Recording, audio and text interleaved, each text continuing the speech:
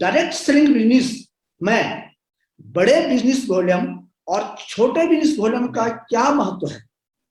देखिए, स्टार्टिंग में जो एक व्यक्ति आता है, स्टार्टिंग में बिजनेस की जो रेशियो है होता है, मैंने जो देखा वो लगभग 70% तक होता है।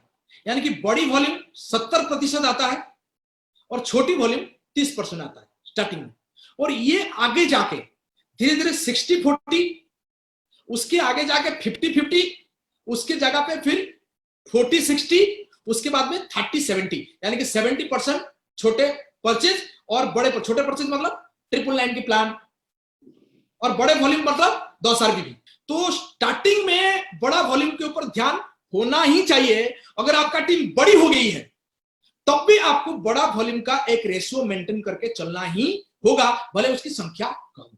अभी जैसे बड़े वॉल्यूम को हम कैसे प्रमोट करते हैं, मैं थोड़ी सी यहाँ पे, हो सकता है ये आपका क्वेश्चन के बाहर में जा रहा हूं, लेकिन मैंने कोई भी व्यक्ति ज्वाइन करता है उनको बोलता हूं कि देखो कौन किस किस प्रकार के लोग आते हैं। कुछ लोग आते हैं जो केवल यूजर बनना चाहते हैं, हम उनको 999 के प्रोडक्ट दे देते हैं, 999 का प्रोडक्ट लो और फिर कंटिन्यू करो। कुछ लोग आते हैं बोलते हैं हमको बिजनेस करना है, ड्रीम है उनके पास में, बड़ा करना चाहते हैं। हम उनको बोलते हैं कि अगर आप बड़ा बनना बिजनेस करना चाहते हो तो आपके पास में एक मिनी शॉप होना चाहिए, दुकान।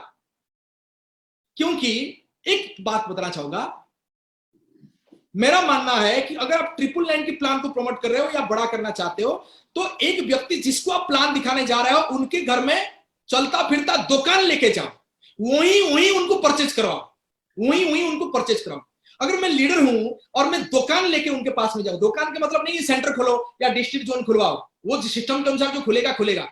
अपना मेरे पास में 10-20 हजार 30 हजार का प्रोडक्ट होनी चाहिए, जिसको लेके मैं जिसके घर में भी जाऊं उनके ड्राइंग रूम में रख सकता हूं और उनका चॉइस से प्रोडक्ट मैंने वहीं पे रिसीट काट के दे दूं और वो रिसीट को लाके फिर सेंटर में या सुपरजन में मैं बिल कटवा दूं।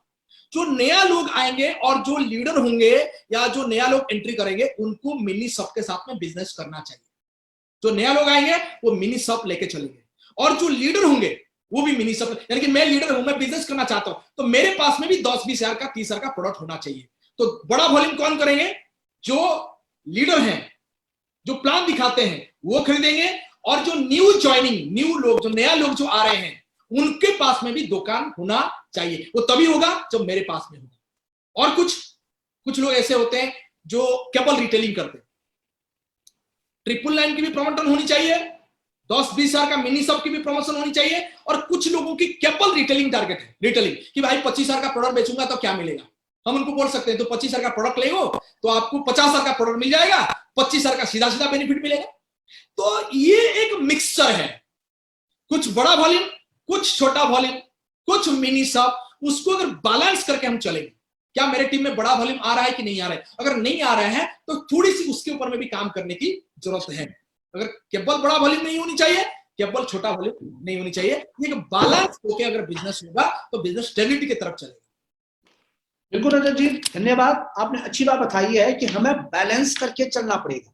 जी, बैलेंस अगर होगा तो सब कुछ अच्छा होता रहेगा। बिल्कुल। अच्छा बताया आपने।